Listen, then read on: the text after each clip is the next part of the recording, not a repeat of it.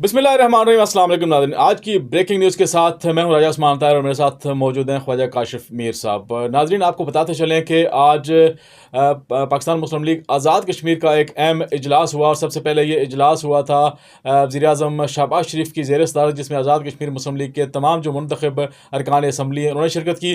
फिर इसके बाद इनका एक अपना इजलास हुआ जिसमें बड़े अहम फैसले किए गए हैं, बड़े तफसीली फैसले हुए हैं। और सबसे बड़ा अहम फैसला ये था, इसमें जो एजेंडे का हिस्सा था कि आज़ाद कश्मीर में जो इत्तेहादी हुकूमत है, चौधरी अनवरुल्लाह की जो हुकूमत है इत्तेहादी, क्या उसके साथ मज़ीद इत्तेहाद बरकरार रखा जाए या उस इत्तेहाद से निकला जाए। तो इस हवाले से काशिफ मीर साहब के पास बड़ी अहम ब्रेकिंग न्यूज़ है। और मीर साहब हमें बताएं हमारे नाज़रीन को कि क्या ताज़ा तरीन सूरत हाल है अब तक की जो इजलास हुआ उसके बाद क्या क्या फैसले सामने आए हैं। जी, बहुत शुक्रिया राजा उस्मान ताहिर साहब। सबसे पहले तो ये है कि गुज़िश्ता दिनों मियाँ मोहम्मद नवाज़ शरीफ जो मुस्लिम लीग नवाज़ के सरबराह हैं, उन्होंने रजामंदी दे दी थी कि आप अगर आज़ाद कश्मीर में इत्तेहादी हुकूमत से अलग होना चाह रहे हैं तो आप अलग हो सकते हैं, अपनी पार्टी के अंदर मुशावरत कर लें। और उसी हवाले से जो आज़ाद कश्मीर में जिस तरह के सियासी हालात बने हुए हैं, तो उसी तनाज़र में जो वज़ीर-ए-आज़म पाकिस्तान जो शहबाज शरीफ हैं, तो उनकी ज़ेर सदारत आज इजलास हुआ जिसमें कुछ वफाकी वज़रा भी शामिल थे, जिनमें वज़ीर उमूर कश्मीर भी शामिल थे। और आज़ाद कश्मीर में जो मुस्लिम लीग नवाज़ के जो सरबराह हैं, सदर हैं शाह गुलाम कादर, जो सबक वज़ीर-ए-आज़म हैं, सबक मुस्लिम लीग नवाज़ के सदर हैं राजा फ़ारूक हैदर, वो शाह गुलाम कादर, राजा फ़ारूक हैदर के अलावा मुश्ताक मिन्हाज, तारक फ़ारूक और जो दीगर जो सीनियर लोग थे वो मौजूद थे। और इन लोगों से जब ये पूछा गया कि आप ये बताएं कि आप वहाँ पे हुकूमत से अलग क्यों होना चाह रहे हैं, तो इन्होंने कहा कि देखें, ये MLAs की हुकूमत है जिसका सियासी तौर के ऊपर मुस्लिम लीग नवाज़ को बहुत ज़्यादा नुकसान हो रहा है। हमने आगे इंतखाबात में भी जाना है और इस वक्त जो हुकूमत है वो ना सिर्फ हमारे जो पार्टी है ना सिर्फ उससे मशावरत कर रही है, इवन कि उन्होंने बताया कि जो इलेक्शन कमीशन में जो चीफ़ इलेक्शन कमीशनर का जो तकर्रर होना उसके हवाले से भी कोई मशावरत पार्टी से नहीं की जा रही। इसी तरह से जो मेंबर इलेक्शन कमीशन जो गवर्नमेंट ने तैनात किए हैं उस हवाले से भी मुस्लिम लीग नवाज़ से बतौर इत्तेहादी हुकूमत कोई मशावरत नहीं की गई। इसके अलावा भी इससे पहले भी जो आज़ाद कश्मीर के अंदर जॉइंट अवामी एक्शन कमेटी की सूरत में जो बहुत बड़े बड़े एहतजाज हुए अवामी हुकूक के लिए, तो उनके हवाले से भी जो हुकूमत की पॉलिसी थी, ना असम्बली के अंदर उन इशूज़ को लाया गया और ना ही मुस्लिम लीग नवाज़ से बतौर जमात कोई मशावरत की गई।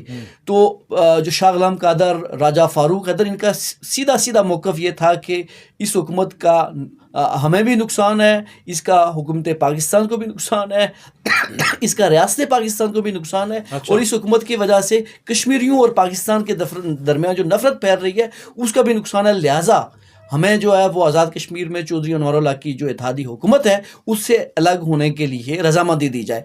तो शहबाज शरीफ साहब ने कहा जी बिल्कुल आप अलग हो सकते हैं, ये आपकी पार्टी का, आप लोगों का मैंडेट है, मुझे इस हवाले से मज़ीद मियाँ मोहम्मद नवाज़ शरीफ से मज़ीद मुशावरत करने दे दें। लेकिन चूँकि मियाँ नवाज़ शरीफ अपना फैसला पहले ही सुना चुके हैं, अब जो कोर्ट थी वो शाह गुलाम कादर साहब के बाल जो थी वो उनकी कोर्ट में आ चुकी है। इसी हवाले से आज दूसरा इजलास भी हुआ है। अच्छा। तो अब दूसरे इजलास की जो मतलब ये जो दोनों इजलासों की एक ही कहानी है। देखिए, जो दूसरा इजलास बड़ा दिलचस्प हुआ। दूसरे इजलास के अंदर जो पार्टी के टिकट होल्डर्स का इजलास था वो शाह गुलाम कादर साहब ने तलब किया था। उस इजलास में पार्टी के जो सीनियर लोग थे, वो टिकट होल्डर्स थे, वो सारे शरीक हुए, लेकिन पार्टी के 5 वज़रा ने अपनी पार्टी से बगावत कर दी। अच्छा। उन्होंने न सिर्फ पिछले दिनों बगावत करके एक ख़त लिखा था वज़ीर-ए-आज़म शहबाज शरीफ को कि जी हमें हुकूमत में रहने दें, उन्होंने अपनी पार्टी से बगावत की थी और अब उन्होंने आज फिर अपनी पार्टी के इजलास में न शिरकत करते हुए फिर बगावत की है। तो आज जो इजलास बड़ा धुआंधार तकारीर हुई हैं, वहाँ पे राजा फ़ारूक हैदर साहब ने बड़े सख्त अल्फाज इस्तेमाल किए, शाह गुलाम कादर साहब ने किए, सरदार ताहिर अनवर साहब ने किए, मुश्ताक मिन्हाज साहब ने किए, चौधरी इस्माइल गुजर ने किए, बाकी जो लोग शरीक थे। लेकिन मेरे साहब इसमें जो अहम बात है, देखें जिन लोगों ने ख़त लिखा था मियाँ नवाज शरीफ को कि हम इस हुकूमत का हिस्सा रहना चाहते हैं, तो अब अगर ये कहा जाए जब पार्टी ने ये फैसला कर लिया है कि अब अगर आप हुकूमत से निकलना चाह रहे हैं तो निकलें, तो इनकी असम्बली में मुस्लिम लीग नून के जो अरकान हैं आज़ाद कश्मीर असम्बली में टोटल 8 अरकान हैं। तो 8 में से अगर 6 ये चाह रहे हैं कि हम हुकूमत का हिस्सा रहें, तो 2 की फिर क्या उसमें वैल्यू रह जाएगी? ये नहीं हो सकता है कि हो सकता है जो शेर खान है वो बगावत करते हैं, वो कहेंगे नहीं नहीं हम तो हुकूमत का हिस्सा रहेंगे। फिर देखिए, जो पार्टी का जो इजलास हुआ, वो इजलास बेसिकली ये था कि हमने हुकूमत से अलग होने का बाज़ाब्ता ऐलान करना है, हाँ। और उसकी रजामंदी लेनी थी शाह गुलाम कादर साहब ने। तो शाह गुलाम कादर साहब ने आज इजलास किया, उसके अंदर उन्हें पार्टी ने मैंडेट दे दिया कि आप अलग हो जाएं, क्योंकि वो मैंडेट उन्हें मियां मोहम्मद नवाज शरीफ पहले ही दे चुके हैं। और आज उन्होंने अपनी पार्टी से जो मजलिस आमला का जो इजलास था, या जो पार्टी के टिकट होल्डर्स का इजलास था, तो उन्होंने भी रजामंदी दे दी है कि आप बाज़ाब्ता तौर पे अलग हो जाएं। तो आज ही के दिन जो बागी वज़रा थे उनके खिलाफ कार्रवाई करते हुए उनकी जो पार्टी की जो रुकनियत थी, जो पार्टी के जो ओहदे थे, वो मअतल कर दिए गए हैं। उनमें कर्नल वकार नूर जो इस वक्त सीनियर वजीर हैं, उनसे भी ओहदा वापस ले लिया गया, चूँकि वो भी शरीक नहीं हुए। इसी तरह से जो अहमद रज़ा कादरी हैं, जो माजीन के हल्के से हैं, वो नायब सदर थे पार्टी के, उनसे भी पार्टी का ओहदा जो उनका मअतल कर दिया गया है। इसी तरह से जो दीगर अरकान थे, आमिर अल्ताफ़ थे, एक जो नसारा अब्बासी हैं वो थी, इसी तरह से एक आध रुकन और थे। तो उनसे जो पार्टी ओहदे वापस ले लिए गए हैं, और आज ये फैसला भी किया गया कि विद इन 1 वीक इन लोगों को शोकाज नोटिस भी जारी करने हैं। और 5 रुकनी पार्टी ने एक कमेटी सदात अनवर की सरबराही में तश्कील दी है कि वो जब इनको नोटिस जारी होंगे तो ये जो कमेटी है ये उनको समाअत करेगी। तो जो असल जो खबर ये है राजा ताहिर साहब के, अगले एक हफ्ते से 10 दिन के अंदर अंदर शाह गुलाम कादर ने स्पीकर असम्बली को एक ख़त लिखना है कि जिसमें वो बाज़ाब्ता कहेंगे कि जो हमारे जितने भी मेम्बरान असम्बली हैं इनको आप अपोजिशन के जो सीट्स हैं वो अलाट करें। और आज के इजलास की ख़ास बात एक और भी थी कि राजा फारूक हैदर ने शाह गुलाम कादर को पार्टी का अगला अपोजिशन लीडर भी नामजद कर दिया है। अच्छा। तो खबर ये है कि न सिर्फ ये अलग हो रहे हैं, बल्कि ये अब अपोजिशन लीडर की भी, पहले तो ये अपोजिशन के बेंचों के ऊपर बैठेंगे, फिर अपनी तादाद के हिसाब से फिर ये असम्बली के अंदर एफर्ट करेंगे कि अपना अपोजिशन लीडर जो है वो भी मुस्लिम लीग नवाज से ही हो। लेकिन मीर साहब, सवालिया निशान यहाँ पर ये है कि जिन लोगों ने शिरकत नहीं की है, 5 लोग हैं या 6 लोग हैं जो ये चाह रहे हैं कि हुकूमत का हिस्सा रहें, अब 2 उनके पीछे एमएलए बच जाते हैं। पीपल्स पार्टी उनकी पहले इत्तेहादी है, पीपल्स पार्टी की इत्तेहाद अभी मेरे ख्याल से उन्होंने कोई फैसला नहीं किया कि वो इत्तेहाद छोड़ रहे हैं या नहीं छोड़ रहे हैं। तो अब कहने का मकसद ये है कि अगर 2 बंदे निकलते हैं तो 2 बंदों के जाने से अनवार हुकूमत को तो ख़तरा नहीं होगा कोई? देखिए, पूरी मुस्लिम लीग नवाज अपोजिशन में चली जाए तो उससे भी बज़ाहिर अनवार हुकूमत को कोई ख़तरा नहीं है। हाँ। कि फौरी तौर पे हुकूमत जाती हुई नज़र नहीं आती। लेकिन ये वो निशानियां होती हैं कि हुकूमत ने आज जाना या कल जाना, फिर उसका जाना तय हो जाता है। देखें, जो बाकी जो मुस्लिम लीग नवाज के जो अरकान असम्बली हैं, कर्नल वकार नूर ने, हमने कई अरसा कबल कहा था कि उन्होंने मुस्लिम लीग नवाज में नहीं रहना, वो मुस्लिम लीग नवाज के नहीं हैं, वो किसी और जमात के हैं। हाँ। वो कुछ और लोगों के बंदे हैं, उनका मुस्लिम लीग नून के साथ ज़्यादा अरसा गुजरना नहीं है। तो मेरा नहीं ख्याल कि वो मुस्लिम लीग नवाज में उनको शोकाज नोटिस का भी वापस जवाब दें या वो मुस्लिम लीग नवाज का हिस्सा रहें। अगला इंतखाब वैसे भी उनके लिए मुश्किल है, चूँकि वहाँ से उस हल्के से चौधरी परवेज़ अशरफ हैं, खासे तगड़े कैंडिडेट हैं। तो मेरा ख्याल है कि वो, उन्हें अपनी सीट का अंदाज़ा है कि वो कहाँ पे हैं। तो वो अनवार हुकूमत से जो मफादात हैं तो वो समेटना ही चाह रहे हैं, तो पार्टी के साथ वो उन्होंने रहना नहीं है। इसी तरह से जो हैरत अंगेज़ बात रही है वो रही है अहमद रज़ा कादरी की, कि अहमद रज़ा कादरी भी अनवार की उस साजिश का हिस्सा बने और उन्होंने भी पार्टी से बगावत कर दी है। तो मेरा नहीं ख्याल कि पार्टी में गुज़िश्ता कुछ अरसे में, जो 15-20 दिन में, 2-3 हफ्ते के अंदर अंदर जो उन्होंने अपनी पार्टी की आदत के हवाले से जो उन्होंने आप साजिशें कहें या जो बातें कहें, जो गुफ्तगू की है, तो मेरा ख्याल है, और जो अमल किया है, क्योंकि जो ख़त लिखा गया तो उसमें भी ये पेश थे, ये मुख्तलिफ जो वज़रा थे तो उनसे ये दस्तखत कराते रहे कि जी आप भी इस करारदाद के ऊपर, इस खत के ऊपर दस्तखत लिख के दें, दस्तखत करके दें। तो मेरा ख्याल है कि अहमद रज़ा कादरी के लिए भी ये पार्टी में वापस आना मुश्किल हो जाएगा। उनकी अगली जो सियासत है वो बड़ी सवालिया निशान है, और उनके हवाले से हमेशा से ये पार्टी के अंदर कोई बहुत अच्छी राय नहीं रही। हालांकि अहमद रज़ा कादरी के जो वालिद हैं कादरी साहब, वो बड़े पक्के मुस्लिम कॉन्फ्रेंसी थे, फिर उसके बाद पक्के मुस्लिम लीगी रहे। तो अब अहमद रज़ा कादरी के लिए बड़ा सवालिया निशान है कि वो फिर बगावत करके किस जमात में जाएंगे। वो तो खैर कोई ठिकाना उन्होंने तलाश किया होगा या कर रहे होंगे या किसी के कहने का इंतजार कर रहे होंगे, किसी ने कहा होगा कि आप यहीं पे रहें।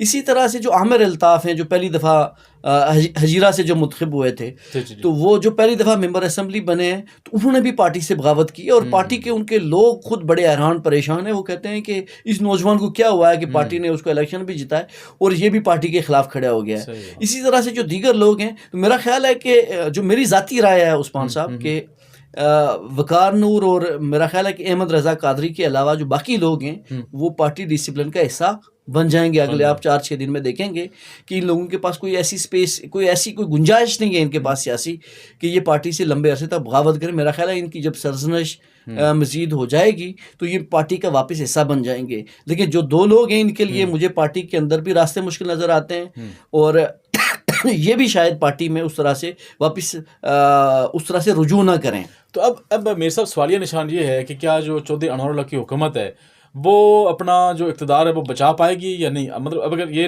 सारे के सारे लोग निकल आएँ तो फिर डेफिनेटली उनकी जो तादाद है वो तो 27-28 होनी चाहिए, वो तो फिर नहीं पूरी हो पाएगी। देखिए उनके पास अभी जो तादाद है वो मतलब अच्छी खासी है। कुछ लोग वो भी हैं जो जिन्होंने ब्लॉग बनाया था, जो पीटीआई का एक फॉरवर्ड ब्लॉग बना था, उसमें कुछ लोग नहीं चाह रहे हैं कि चौधरी अनवर मजीद जो है वो इक़्तिदार में है। देखें अगर हम इनकी हुकूमत को देखेंगे किस तरह से बचती रही है या चलती रही है, तो वो अनवारुल हक साहब जो हैं वो खुद हुकूमत बनाते चलाते नहीं रहे, वो किसी और के ज़रिए कंट्रोल करते रहे। अब वो जिसके ज़रिए करते रहे तो अब वो भी नहीं रहे, वो भी सिस्टम के अंदर मौजूद नहीं है। मेरा ख्याल है कि अगला जो सेटअप है जो इन सारी चीज़ों को देख रहा है, तो वो अगर जिस तरह से पहले हमें पिछले कुछ अरसे में न्यूट्रल नज़र आता रहा है, तो अगर वो न्यूट्रल ही नज़र आता है और इस मौके के ऊपर भी न्यूट्रल रहता है, तो मेरा ख्याल है कि जहाँ पे मुस्लिम लीग नवाज आज छोड़ के जा रही है, इसी तरह से पीपल्स पार्टी भी छोड़ के चली जाएगी।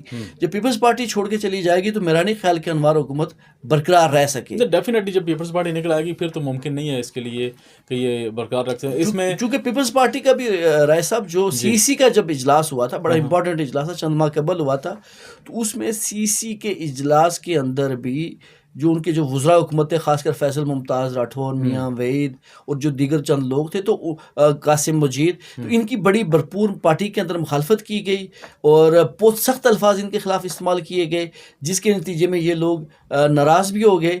लेकिन इसके बावजूद भी ये अपनी पार्टी के साथ हमें खड़े हुए नज़र नहीं आए, ये हमें हुकूमत के साथ खड़े हुए नज़र आए। कहना तो उनका बज़ाहिर यही होता है कि हम जो है ये जब हमारी पार्टी फैसला कर लेगी तो हम सारे अलग हो जाएंगे। तो मेरा ख्याल है कि पीपल्स पार्टी की जो सियासत है वो थोड़ी मुश्किल है। वहाँ पे फैसल राठौर हो या कोई और हो, अगर वो बगावत करता है तो उसका अंजाम बहुत बुरा होता है। मतलब अब ये 2-3 बड़ी अहम खबरें होंगी कि क्या मुस्लिम लीग नून बाज़ाब्ता ऐलान करेगी। अभी ऐलान तो नहीं किया है, लेकिन जो हम तक खबर पहुंची है वो यही है कि एक तो उन्होंने ये फैसला किया है और आला क़यादत ने भी उनको ये कह दिया है कि आप इत्तेहादी हुकूमत से निकलना चाहें तो निकल सकते हैं।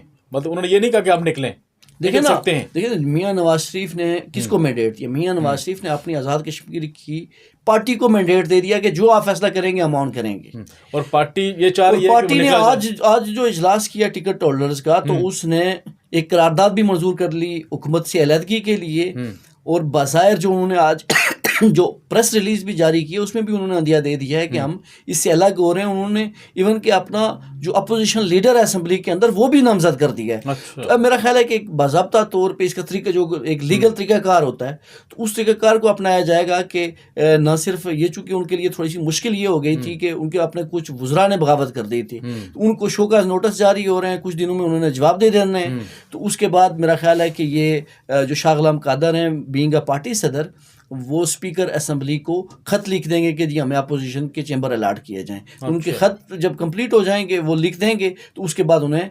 अपोजिशन के चैम्बर अलाट हो जाएंगे। उसके बाद ये बाज़ाब्ता तौर पे नून लीग है ये अपोजिशन में बैठेगी। चलो, एक तो ये बड़ी अहम खबर। दूसरी खबर ये होगी कि देखें पीपल्स पार्टी अब क्या फैसला करती है कि वो इस अनवर हक हुकूमत का हिस्सा रहेगी या नहीं। एक ये खबर है, और फिर इससे बड़ी खबर ये होगी कि क्या चौधरी अनवर हक अपनी हुकूमत बचा पाएंगे या नहीं। इनके खिलाफ तहरीक अदम एतमाद आएगी और कब आएगी। अगर ये फैसला नून लीग की तरफ से हो गया तो मेरे ख्याल से फिर चौधरी अनवर हक के लिए हुकूमत बचाना बहुत मुश्किल हो जाएगा। क्यों मीर साहब, यही बात है?